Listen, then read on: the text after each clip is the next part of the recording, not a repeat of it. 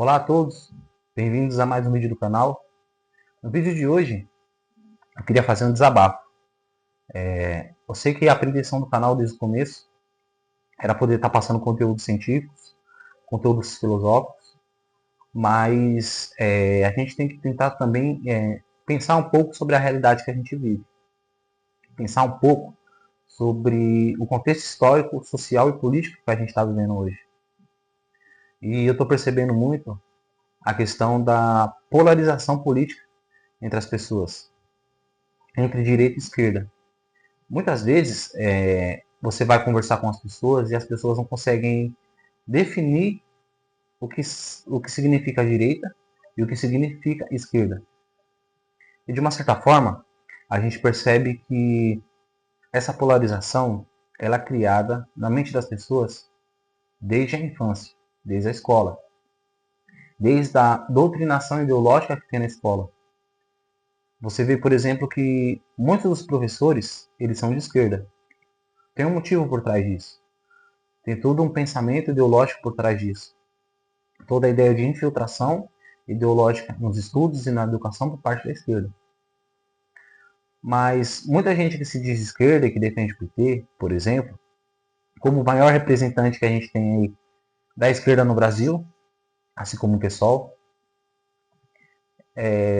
a gente percebe que muitas dessas pessoas, no fundo, não conseguem definir ou dizer o que aquele partido defende. O que aquelas pessoas que elas votaram como representantes delas defendem. Eu vejo muito debate, eu debato muito com muitas pessoas do outro lado do espectro político. Eu sou de direita, né? Eu acredito no livre mercado, na livre iniciativa e na liberdade econômica e na liberdade de pensamento. Para mim é impossível o ser humano viver bem e poder expressar todas as suas potencialidades e todas as suas habilidades se ela não tiver a liberdade de pensamento, a liberdade religiosa e todas as outras liberdades que envolvem isso daí, né? A gente vê que o pensamento de esquerda ou o pensamento progressista, que eu não vejo nada de progresso nesses pensamentos deles, tentam, de certa forma, cercear as liberdades do indivíduo, colocar o indivíduo em caixas, em pacotes igualitários, querendo que as pessoas sejam todas iguais, querendo que as pessoas tenham determinados pensamentos. E que todo pensamento que for contra aquele pensamento de esquerda tem que ser reprimido. Todo pensamento contrário tem que ser criminalizado. Eu vejo isso muito como um vitimismo. Um vitimismo por parte do cidadão, por parte do indivíduo, de que se por um lado ele defende a democracia como sistema político ideal, quando ele se diz socialista ou se diz comunista, na realidade o que ele defende é um autoritarismo. Na verdade, o que ele defende é uma força maior do Estado em relação ao indivíduo.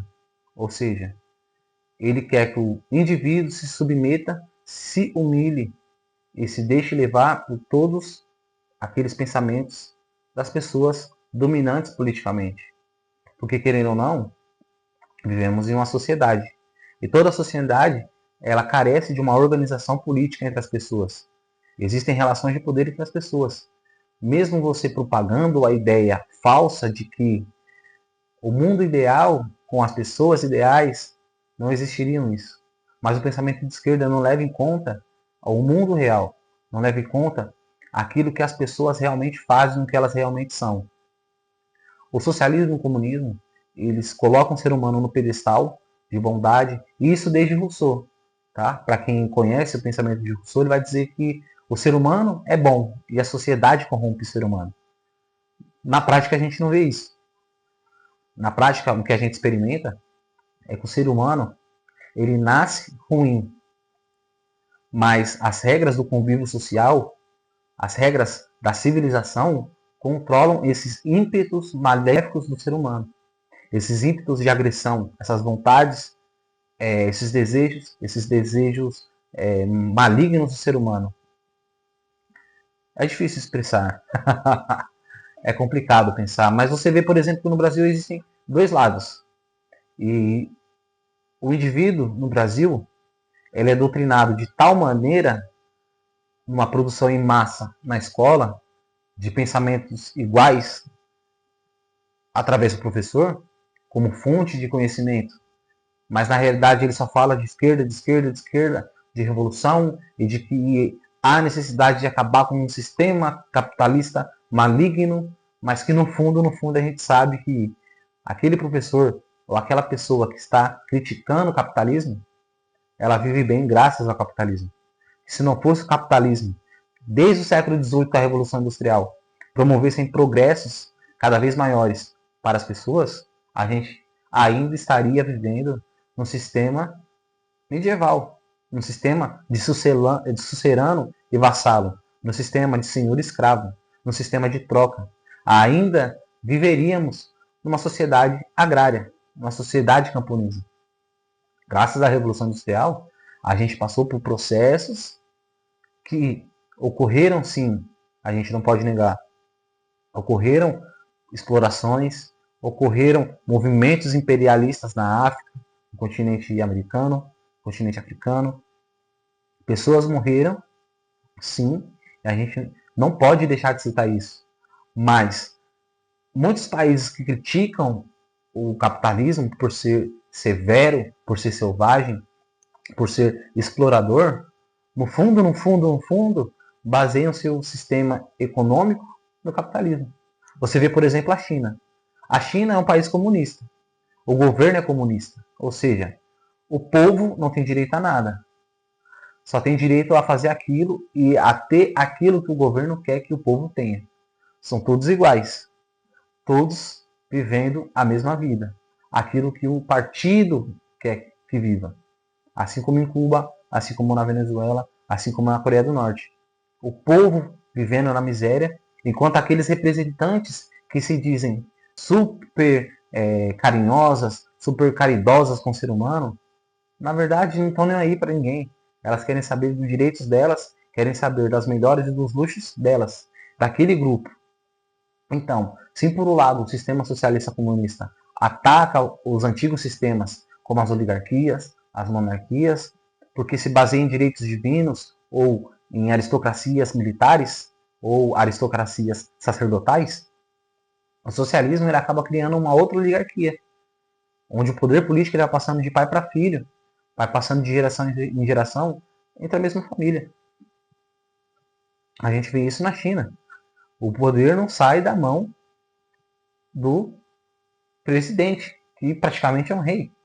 Né? Ele não sai de lá porque ele tem todo um aparato político que é a favor desse sistema, o exército também é a favor desse sistema, e o povo, tolhido das suas potencialidades, tolhido das suas liberdades individuais, em prol de um ideal de governo que na realidade não produz melhora de vida para as pessoas, produz números econômicos, produz crescimentos econômicos. A gente vê que a China ela cresceu muito durante esses 20 últimos anos em relação aos outros países, como por exemplo os Estados Unidos.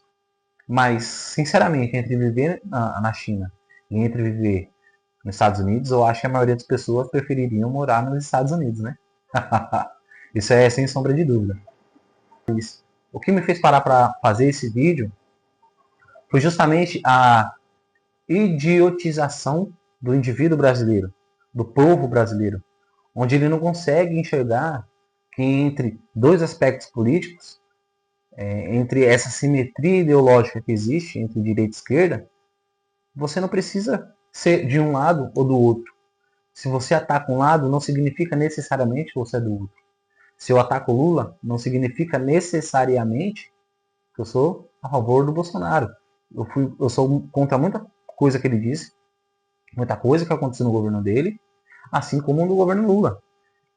Na realidade, eu sou contra 100% do governo Lula, né? Desde 2003, prometeu mudanças e acabar com a fome no Brasil, acabar com toda a miséria no país, e a gente vê que todos os parâmetros econômicos, todos os parâmetros educacionais, todos os parâmetros sociais pioraram.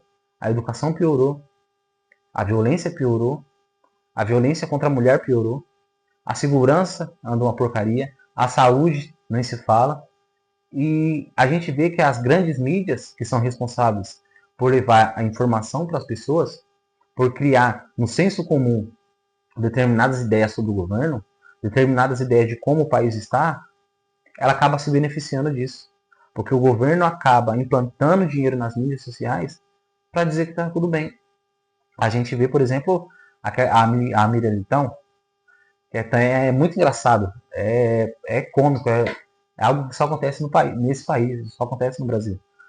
Você vê, por exemplo, acontecendo desgraças atrás de desgraças, e a pessoa fala assim: aconteceu algo ruim. Sim, saiba como isso daí é bom para você. É cômico, é algo que é impossível de se imaginar em um país sério acontecer isso. Então, da próxima vez que você for discutir sobre direita e esquerda, é necessário que você faça um estudo um pouco melhor daquilo que o que significa ser de direita, o que significa ser de esquerda. Se eu critico um lado, eu sou necessariamente do outro? Será que o mundo é dualista desse jeito? Será que não existe um meio termo entre um e outro? Ou eu não posso escolher uma terceira via? Algo que me represente diferente de uma esquerda dominante no país, que é extremista e que apoia o Hamas como um movimento terrorista, que ataca Israel, infelizmente, e o movimento de direita, o pensamento de direita, que é pequeno, mas que é taxado de fascista, é taxado de capitalista extremo, que é taxado de extrema direita, como uma tentativa de depreciar o pensamento de direita. E o pensamento de direita nada mais é do que a ideia de liberdade para o indivíduo. Liberdade econômica, a liberdade de pensamento, liberdade religiosa, coisa que a esquerda ela não quer. A esquerda se diz a favor do ser humano, mas na verdade existe um egoísmo por trás. A esquerda é a favor dela. Os governantes e líderes de esquerda são a favor deles. Os pensamentos deles, os pensamentos distorcidos da realidade do ser humano deles, e eles querem que na realidade o resto da sociedade exploda. Então eu fiz esse vídeo justamente porque me fizeram um comentário, uma foto que eu postei no Facebook. Não vou dizer quem foi, né, para não dar confusão. Mas a pessoa me dizer que o governo Lula está sendo bom, eu acho que a pessoa está com um olhar muito ruim para a sociedade. Né? A pessoa está com um olhar muito ruim. Que ela não está vendo que não existe pandemia e as coisas estão caras, mais caras do que no tempo da pandemia. Houve corte na educação, houve corte na saúde, as coisas não estão melhorando, o dólar está alto. Né? Então a gente tem que parar para pensar nisso aí. É bom a gente parar para ler um pouquinho também, né? E para perceber, ter um pouco mais de consciência sobre as coisas do mundo, sobre o Brasil, sobre os rumos que o Brasil está tomando e a vergonha que a gente está passando lá fora. E a vergonha que a gente está passando lá fora não é pouca não, viu? É muita. É uma vergonha extremamente grande. Na realidade acaba dando um pouco de tristeza sobre os rumos que o Brasil está tomando. E como muitas pessoas acham que tá bom. Você vai no mercado, por exemplo, e vê o arroz a 30, 40 reais, café 50 reais. É difícil. Para o brasileiro médio é difícil.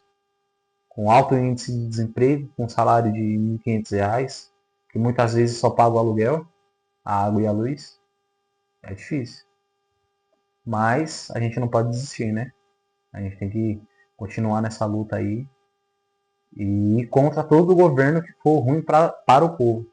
Se vivemos em uma democracia onde a ideia básica é que todo mundo tem direito às mesmas coisas, todo mundo tem os mesmos direitos por lei, onde todo mundo é igual, eu acho que uma sociedade dividida, extremamente desigual como o Brasil, não reflete esse ideal democrático. A gente vê muita gente passando fome, principalmente no centro de São Paulo, onde eu ando muito. E é lamentável ver a cidade mais rica do país jogada às traças. A cidade mais rica do país praticamente no lixo. Quando eu vou para lá eu me sinto muito triste, porque muitas pessoas que vêm de fora e que falam comigo acham que São Paulo é algo maravilhoso e na realidade não é. Você tem muita desigualdade em São Paulo. Você tem muita tristeza, muita pobreza em São Paulo. Você tem pontos de lugares aí onde as pessoas moram em barracões. Tem lugares aí onde as pessoas, na hora que a chuva bate, já vem enchente. As pessoas perdem tudo que elas têm.